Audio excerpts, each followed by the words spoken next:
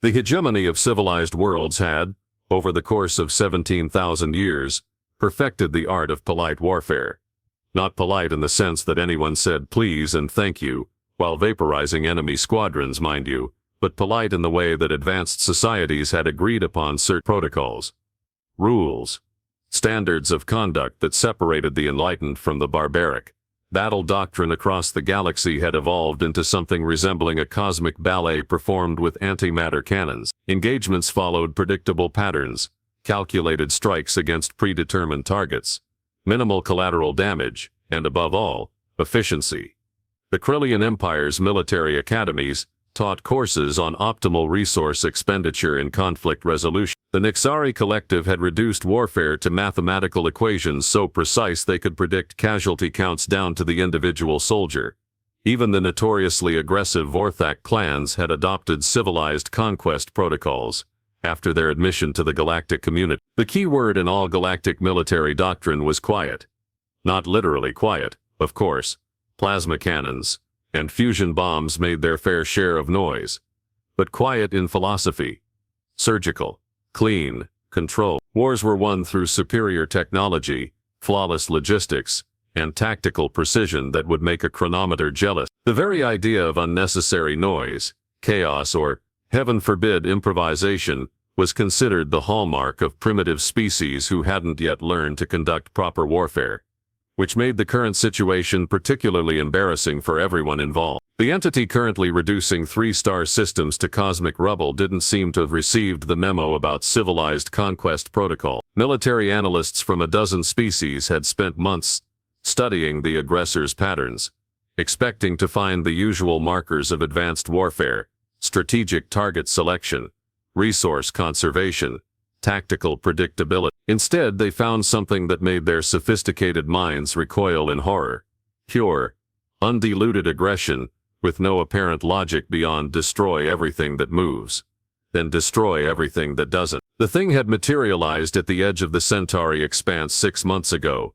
and in that time it had methodically dismantled every proper military response thrown at it. The Kryllian Third Fleet's precisely coordinated pincer maneuver, swatted aside like annoying insects. The Nixari Collective's mathematically perfect battle formation, reduced to statistical anomalies and floating debris. Even the Vorthak clan's allegedly unstoppable berserker dreadnoughts had managed nothing more than temporary inconvenience before joining the growing field of scrap metal that followed in the entity's wake. The truly insulting part wasn't just that conventional tactics had failed. It was that they had failed so completely, so utterly, that military theorists across the galaxy were questioning whether they actually understood warfare at all. 17 millennia of refined combat doctrine, and this was treating their greatest strategic minds like students who'd skipped the basic classes. Emergency sessions of the Galactic Defense Consortium had devolved into increasingly desperate brainstorming, with each species offering variations on the same failed themes: more precise targeting systems, better coordinated fleet movements, enhanced tactical algorithms. Someone had even suggested hiring Vorthak consultants to add controlled aggression to their battle plans, which had resulted in a 3-hour debate about the philosophical implications of controlled versus focused versus channeled aggression. It was during one of these increasingly futile meetings that Admiral Henth of the Nixari Collective made a suggestion that caused every translator in the chamber to double-check their setting. Perhaps, the Admiral said with the tone of someone suggesting they set fire to a library, we should consider alternative approaches.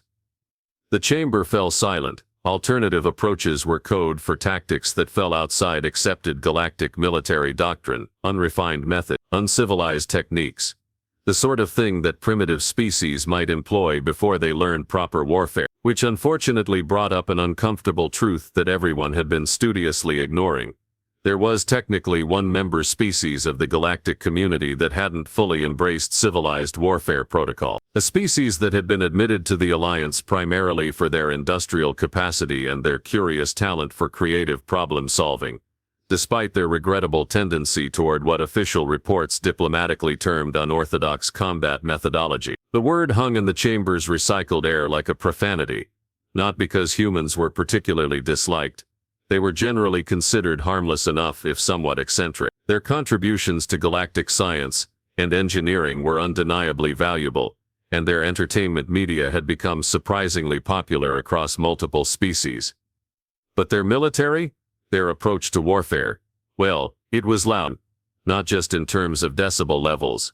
Though human weapons did tend toward the unnecessarily thunderous, loud in philosophy, loud in execution, loud in the sort of spectacular, chaotic, utterly unpredictable way that made proper military strategists develop nervous tics. Human military doctrine seemed to operate on the principle that if something wasn't working, the solution was obviously to try the same thing again, but louder, with more explosions, and preferably while shouting.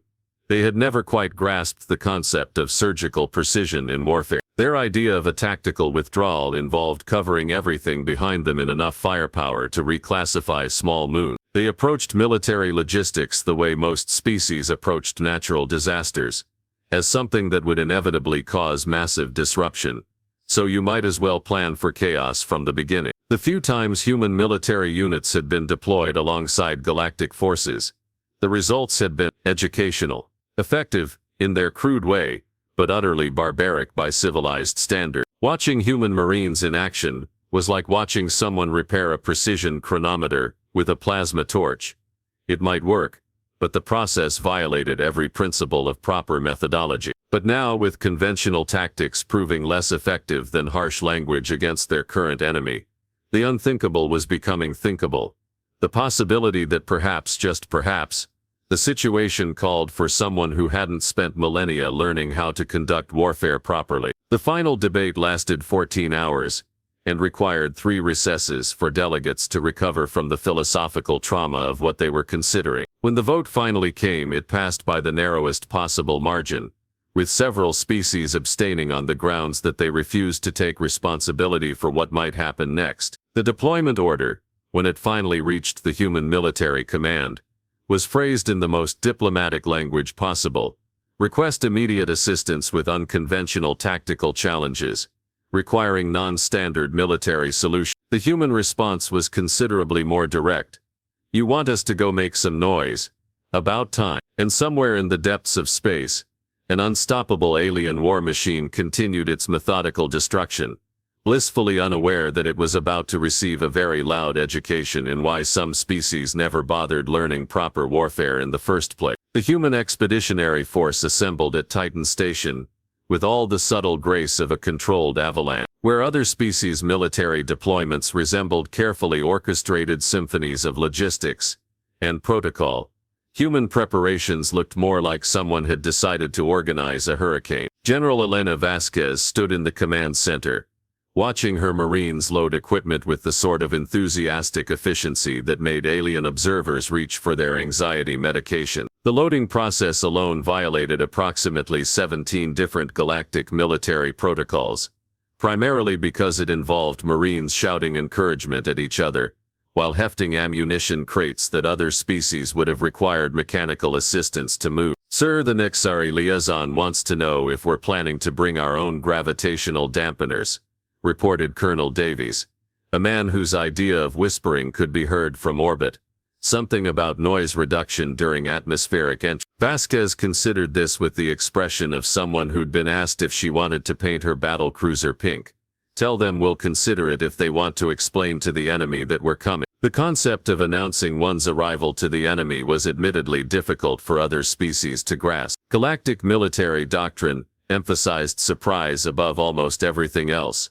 The ideal engagement was one where the enemy didn't realize they were under attack until it was far too late to respond. Humans, by contrast, seemed to view warfare as a form of aggressive communication, and the message they preferred to send was roughly equivalent to, "We are here and we are very upset about something." Captain Wolf of the 3rd Marine Battalion was currently demonstrating this philosophy while briefing his unit on insertion protocol. The briefing itself would have given Krellian strategists nightmares, primarily because it consisted of pointing at a holographic display and saying things like, "We're going to drop right here, blow up everything that looks important, and see what happens." "What if we encounter organized resistance, sir?" asked Sergeant Bishop, a woman who carried enough explosive ordnance to reclassify herself as a mobile weapons platform. "Then we'll organize our own resistance, but louder." This exchange was being monitored by a joint team of alien military observers, who had been assigned to study human tactical methodology for the official record. Their notes were beginning to read like anthropological studies of a particularly violent cargo cult. The Vorthak representative, Commander Gex, had initially been optimistic about working with humans. The Vorthak, after all, were known for their appreciation of direct action in combat. However, watching human Marines prepare for deployment had introduced him to the concept of aggressive enthusiasm, taken to levels that made even Vorthak berserkers look contemplative. They appear to be loading additional ordnance beyond mission parameters, Gex observed, his mandibles clicking with uncertainty. The Nexari analyst, a creature whose species had evolved from hive-mind mathematicians, was frantically taking note. Standard doctrine suggests a 3.1 ammunition to expected resistance ratio. Current human loading patterns indicate a 47:1 ratio, with margin for error. What's their margin for error? Asked the Krillian observer. More ammunition. The philosophical divide became even more apparent during the tactical planning session, where human officers gathered around a holographic battle map with the casual demeanor of people planning a particularly exciting vacation. The alien observers had expected detailed strategic analysis, calculated risk assessments, and careful coordination protocols.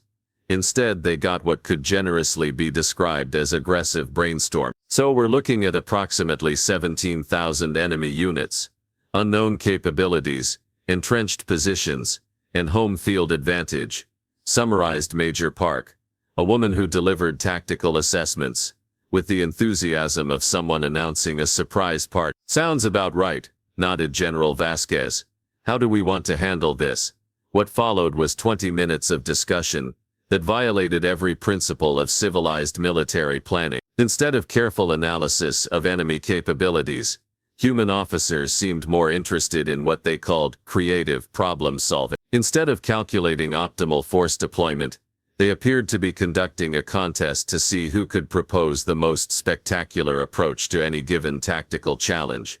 The breakthrough moment came when Captain Wolf suggested what he termed the full announcement protocol. We go in loud, stay loud, and get louder as we go, he explained with the sort of clarity that made perfect sense to humans, and caused alien translators to request technical support.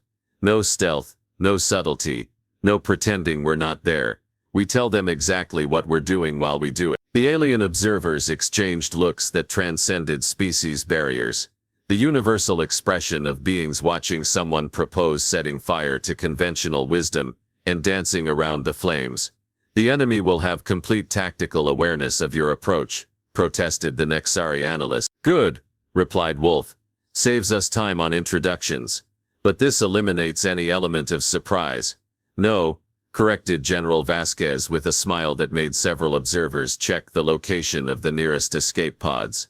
It changes what we're surprising them with. The logistics of human military deployment proved equally educational for alien observers. Where other species calculated precise supply requirements and established careful resource management protocols, humans appeared to operate on the principle that if you might need something, you should bring 17 of them, just in case. Their supply ships looked less like military transports, and more like mobile warehouses that had been designed by someone with a passionate enthusiasm for excess.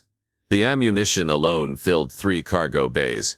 The spare ammunition filled 2 more. The backup spare ammunition had required additional transport vessels. What are they planning to do with that much ordnance? Whispered the Krillian observer. I believe, replied Gex slowly, they intend to make loud noises. The final pre-deployment briefing was a masterpiece of human military philosophy distilled into its purest form. General Vasquez addressed her Marines with the sort of casual confidence typically reserved for people who had never encountered a problem that couldn't be solved through creative application of high explosives. All right, Marine, here's the situation. We've got an enemy that's been pushing around the galactic community for 6 months. They've beaten every proper military strategy thrown at them. They seem to think they're unstoppable. She paused for effect. Turns out nobody told them about improper military strategy. The resulting cheer from the assembled Marines was loud enough to rattle bulkheads 3 decks away, and caused the alien observers to request hearing protection. Our job is simple, continued Vasquez. We're going to show them what happens when the galaxy runs out of patience and calls in the loud option. We're going to be so aggressively, spectacularly, magnificently loud that they'll hear us coming from 3-star systems away. Another cheer, this one accompanied by the sort of weapon maintenance that sounded like a percussion orchestra tuning up for the apocalypse. Remember our rule, Marines. When all hope is lost, go loud. And right now the galaxy's fresh out of hope. As the human fleet prepared for departure, the alien observers compiled their preliminary reports with the shell-shocked expressions of beings who had just witnessed something that challenged their fundamental understanding of how intelligent species were supposed to conduct war. The Nexari analyst's report concluded with the observation that human military doctrine appeared to be tactically insane, but strategically terrifying. The Vorthak commander noted that humans had somehow made his own species' approach to combat look insufficiently enthusiastic. The Krillian observer simply wrote, "They're going to be so very, very loud." And in the depths of space, an unstoppable alien war machine continued its methodical destruction, completely unaware that somewhere behind it, the galaxy had finally decided to stop whispering. The first indication that something had gone horribly wrong with the universe's understanding of proper warfare came when the human fleet dropped out of hyperspace, approximately 3 million kilometers from the target system. At maximum volume, most species preferred to arrive quietly, running silent and analyzing the tactical situation before committing to engagement. The human expeditionary force announced their presence by immediately broadcasting on every available frequency simultaneously, including several that technically didn't exist yet. The message was brief, direct, and delivered with the sort of cheerful enthusiasm typically reserved for announcing surprise parties. Attention unidentified hostiles. This is General Vasquez of the Human Expeditionary Force. We're here about the whole destroying everything situation. Please prepare to receive our formal complaint. The alien war machine's response was immediate and predictable. A massive energy discharge that would have vaporized any conventional fleet. The human response was neither immediate nor predictable, which was the first sign that this engagement wasn't going to follow standard patterns. Instead of scattering or attempting evasive maneuvers, the human ships accelerated directly toward the incoming fire, while playing what could only be described as combat music on the same frequencies they'd used for their introduction. The alien observers monitoring from a safe distance requested emergency translation assistance, as their universal translators were struggling with phrases like "let's rock and roll" and "time to party." Captain Wolf's Marines were the first to make contact with the enemy, and their approach to atmospheric insertion violated so many safety protocols that watching it required medical supervision for species with nervous systems. Rather than the careful stealth deployment favored by civilized militaries, the Marines came down like a meteor shower that had learned to swear. Their drop pods hit the surface with impacts that registered on seismic equipment 3 continents away, and the Marines emerged already firing, already shouting, and already implementing what they cheerfully called aggressive problem-solving technique. The enemy had clearly been expecting something resembling conventional tactics. What they got instead was Sergeant Bishop running directly at their defensive positions while carrying enough explosives to reshape local geography and screaming what the universal translators diplomatically rendered as enthusiastic battle cries. "Contact front," bellowed Corporal Hughes, which was technically accurate, but failed to convey the philosophical implications of his statement. He wasn't just reporting enemy contact. He was announcing his intention to personally introduce himself to every hostile in the immediate area, preferably at high velocity. The tactical situation devolved beautifully from there. Where conventional forces would have established firing positions and coordinated suppression patterns, the Marines simply advanced in every direction simultaneously, shooting at anything that moved and several things that didn't, just to be thorough. "Status report," demanded Captain Wolf over the din of combat that sounded less like a battle and more like the universe's most violent percussion section. "We're winning," came the immediate reply from 6 different Marines, none of whom had stopped firing long enough to assess whether this was actually true. The enemy's confusion was becoming tactically significant.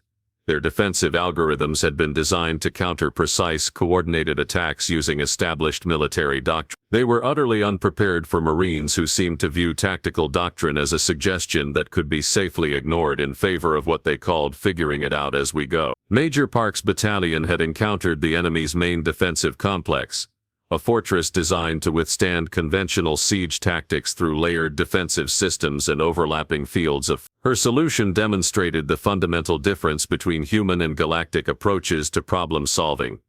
"Sir, we've got a heavily fortified position with interlocking defense grids," reported Lieutenant Andrews. "Sounds like they're trying to be organized," replied Park with the sort of disapproval usually reserved for people who chewed with their mouths open.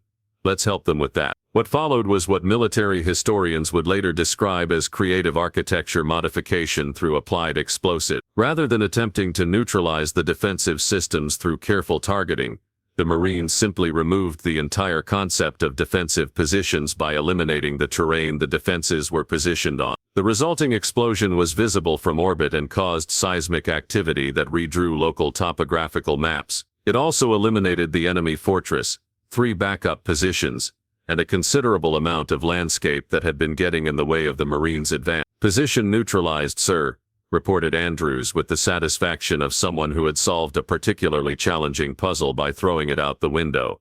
"Outstanding," replied Park. "What's next?" The battle's turning point came when the enemy attempted to implement what appeared to be a tactical withdrawal.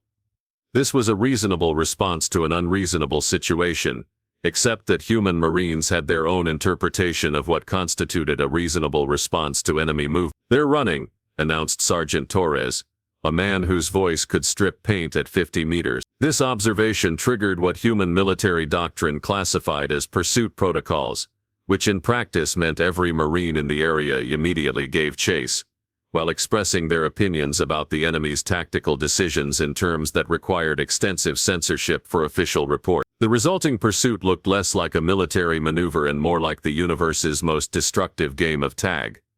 Marines bounded after retreating enemy forces with the sort of relentless enthusiasm that made pursuing prey reconsider their life choices. Every time the enemy attempted to establish a new defensive position, they found Marines already there, having somehow arrived first despite traveling in the wrong direction. Colonel Davies had encountered the enemy's command structure, which had been designed to coordinate defensive operations through sophisticated tactical algorithms and predictive analysis. His approach to dealing with enemy command and control systems was characteristically direct. "Sir, we've located their tactical coordination center," reported Staff Sergeant Blake.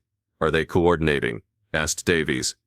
"Not anymore, sir." The destruction of the enemy command center marked the moment when the engagement stopped resembling a battle and started resembling what could only be described as an enthusiastic demolition project. Without central coordination, enemy forces found themselves dealing with Marines who seemed to be everywhere simultaneously, making loud noises and expressing strong opinions about enemy architecture through controlled explosion. The psychological impact of human combat methods was becoming apparent to observers monitoring the engagement. The enemy forces, which had demonstrated complete tactical superiority against conventional galactic military doctrine, were clearly struggling to adapt to opponents who seemed to approach warfare as a form of aggressive performance art. "They're not following any recognizable tactical patterns," observed the Nexari analyst, watching the battle unfold through long-range sensors. "They're following human tactical patterns," corrected Commander Gex, who was beginning to understand why his species' military advisors had developed nervous tics after working with human forces. "Which are what exactly?" "Loud." The enemy's attempts to establish new defensive positions were being systematically frustrated by Marines who treated fortifications as interesting challenges rather than tactical obstacles. Every time the enemy fell back to a prepared position, they discovered Marines already there, having somehow bypassed the defensive perimeter through methods that violated several laws of physics and all principles of sensible tactical movement. General Vasquez monitored the engagement from her command ship, watching her Marines implement what she liked to call fluid tactical methodology. On paper, it looked like chaos. In practice it was chaos, but chaos with a purpose and an impressive amount of explosive ordnance. "Status report, Colonel," she requested. "We're advancing in all directions simultaneously," reported Davies with the tone of someone describing perfectly normal tactical development. Enemy resistance is declining exponentially, possibly due to architectural modifications. Outstanding. Casualties? 3 Marines requested medical attention for excessive enthusiasm. 2 more need hearing protection because they can't hear their own shouting over the explosions. And enemy casualties? We're working on it, General. The final phase of the engagement began when the enemy attempted their most desperate gambit, a full retreat to their mobile command vessel, presumably to escape the tactical nightmare that human Marines had introduced to their previously orderly conquest. This was a reasonable strategy that might have worked against any conventional military force. Unfortunately for the enemy, Marines had their own interpretation of what constituted reasonable limits to tactical pursuit. "Sir, enemy forces are withdrawing to their spacecraft," reported Captain Wolfe. "Are they now?" replied Vasquez with the sort of interest that made her staff officers check their equipment loads. "Well, we can't let them leave without properly saying goodbye." What followed violated numerous treaties regarding the conduct of space warfare, primarily because those treaties had been written by species who believed space combat should follow civilized protocol. The human interpretation of space combat protocols was considerably more flexible, and involved Marines using their drop pods as impromptu boarding craft, while expressing their enthusiasm at volumes that interfered with enemy communication. The enemy vessel, designed to withstand conventional space warfare through advanced shielding and defensive systems, found itself dealing with Marines who had somehow managed to board via methods that defied both tactical logic and basic physics. The last communication from the enemy command vessel was a transmission that universal translators struggled to render coherently, but appeared to be roughly equivalent to a request for someone to explain what was happening and why everything was so loud. The response came from Sergeant Bishop, who had somehow made her way to the enemy bridge. "We're the loud option." The subsequent silence was so complete that monitoring stations 3-star systems away requested technical support to verify their equipment was still functioning. The silence that followed the human victory lasted approximately 14 minutes, during which every military observer in the sector sat motionless, staring at their instruments with the expression of beings who had just watched the universe casually violate its own operating instructions. The first to break the silence was the Nexari analyst, whose voice carried the hollow tone of someone whose fundamental understanding of reality had been forcibly recalibrated. "They won," the analyst reported, as if saying the words aloud might help them make sense. "Yes," agreed Commander Gex, his mandibles clicking in what appeared to be a nervous breakdown translated into arthropod body language. "But how?" This question would occupy military theorists across the galaxy for decades to come. The mathematical models were clear. The human victory was statistically impossible. The tactical analysis was unambiguous. Every principle of civilized warfare had been violated so thoroughly that the engagement barely qualified as a battle by conventional standards. Yet somehow, impossibly, the humans had not only won but had done so with such decisive efficiency that the enemy's complete collapse had taken less time than a typical Krillian strategic planning session. General Vasquez's after-action report, when it finally reached Galactic Command, was a masterpiece of military understatement that would be studied in academies for centuries. "Mission accomplished," she wrote. "Enemy forces neutralized through aggressive negotiation tactics. No significant casualties. Marines request additional ammunition for future negotiations." The casualty reports were perhaps the most disturbing aspect of the entire engagement. Conventional military wisdom suggested that the human approach to warfare should have resulted in catastrophic losses among their own forces. Instead, the most serious injury was Corporal Martinez, who had strained his voice shouting encouragement, and required medical attention for what the field medics diplomatically described as excessive enthusiasm syndrome. 3 Marines had requested hearing protection, not because of enemy fire but because they couldn't hear their own battle cries over the sound of their own explosive. 2 more had been treated for what appeared to be combat-induced euphoria, after successfully implementing what they called creative problem-solving techniques on enemy fortifications.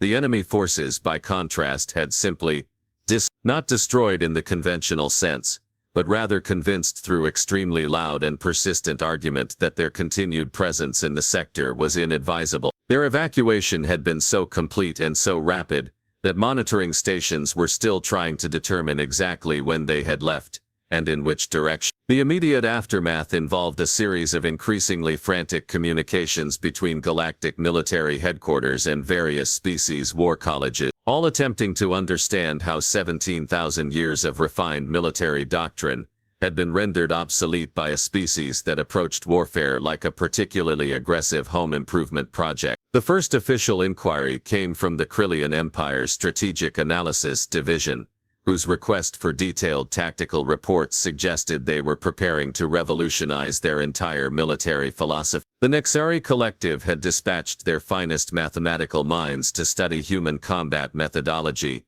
apparently convinced that there must be some underlying equation that could explain the impossible efficiency of organized chaos. Even the Vorthak clans, whose entire cultural identity was built around martial prowess, had submitted a formal request for educational exchange programs with human military units. This was roughly equivalent to master chefs asking for cooking lessons from someone who had just successfully prepared a banquet, using only explosives and enthusiasm.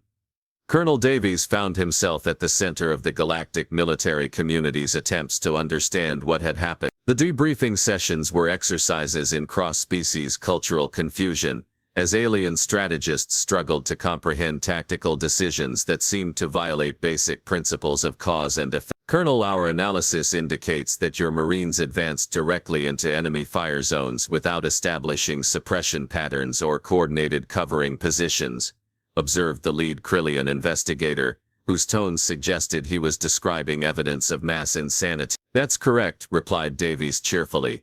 This should have resulted in significant casualties. It did. Enemy casualties. But how did your forces survive concentrated enemy fire without proper defensive protocol? Davies considered this question with the expression of someone being asked to explain why water was wet. We were louder than they were. This exchange was typical of the debriefing process, which consistently broke down at the point where alien military theorists attempted to apply conventional tactical analysis to human combat methods. The humans, for their part, seemed genuinely puzzled by the confusion their success had generated. Captain Wolf's explanation of his battalion's tactical methodology became the most requested document in galactic military archives. We saw the enemy, we shot at them, they shot back, so we shot at them more, until they stopped shooting back. Then we went looking for more enemies to shoot at. The Nexari mathematician, assigned to analyze this statement, spent 3 weeks attempting to convert it into a tactical algorithm, before requesting psychiatric evaluation for what appeared to be a logic-induced nervous breakdown. Major Park's post-battle interview provided additional insight into human military philosophy, though it only deepened the mystery for alien observers. Major, when you encountered fortified enemy positions, why did you choose to eliminate the fortifications rather than neutralize the defensive systems? Asked the Vorthak tactical specialist. The fortifications were in the way, Park replied, as if this explained everything. But surely a more surgical approach would have been more efficient. Surgical, Park's expression suggested the interviewer had proposed conducting the battle using embroidery needles. We don't do surgical, we do The philosophical implications of human military success were causing existential crises across multiple species. The Nexari Collective's entire approach to warfare was based on mathematical precision and predictable outcome. The human victory suggested that their 17 millennium development of perfect tactical doctrine had somehow missed the fundamental point of military engagement. The Krillian Empire faced an even more disturbing realization. Their military academies had spent thousands of years teaching the importance of calculated risk assessment, strategic resource management, and tactical predictability. The humans had achieved decisive victory by ignoring every one of these principles and instead embracing what could only be described as militarized. Even the Vorthak clans, who prided themselves on their warrior culture and aggressive combat philosophy, were forced to acknowledge that their controlled aggression looked positively timid compared to human enthusiastic problem-solving. The long-term implications were becoming clear as reports from the engagement reached military installations across the galaxy. Within days of the human victory, Applications for alternative tactical training programs had increased by several thousand%. Species that had spent millennia perfecting quiet, efficient warfare were suddenly interested in learning how to be loud. The most telling indicator of the paradigm shift came when the Galactic Defense Consortium officially updated their tactical doctrine manuals to include a new classification of military engagement. Human-style operations, defined as tactical approaches involving aggressive enthusiasm, excessive ordnance, and unconventional problem-solving methodologies. The subtitle was even more revealing, for use when conventional tactics have proven insufficiently loud. General Vasquez's final report to Galactic Command contained an observation that would be quoted in military academies for generations to come. Sometimes the most sophisticated approach to a problem is to hit it with a very large hammer until it stops being a problem. We recommend keeping several hammers on hand for future situations. The bureaucratic response was immediate and predictable. Forms were filed. Committees were formed to study the formation of other committees. Strategic review boards were established to analyze the strategic review process. The Galactic military establishment began the long, careful process of determining how to integrate loudness into their precisely calibrated warfare protocol. Meanwhile, the Marines had already moved on to their next assignment, carrying their equipment with the same enthusiastic efficiency that had traumatized alien observers during their deployment. They remained cheerfully oblivious to the philosophical crisis their success had triggered across the galaxy. As the human fleet departed the sector, their final transmission to Galactic Command was characteristically direct. "Thanks for letting us help. Call us if you need anything else blown up." And in the depths of space, where an unstoppable alien war machine had once methodically destroyed everything in its path, there was now only silence. Not the surgical, controlled silence of civilized warfare, but the profound absolute silence that follows when someone has been very, very loud, and everyone else has decided they had somewhere urgent to be. The galaxy had learned a valuable lesson about the relationship between sophistication and effectiveness. Sometimes the most advanced solution to a problem was to find someone who had never learned why the problem was supposed to be difficult in the first place. After 17,000 years of perfecting the art of quiet warfare, the galactic community had finally discovered the strategic value of making noise. They just weren't sure they were ready for the volume.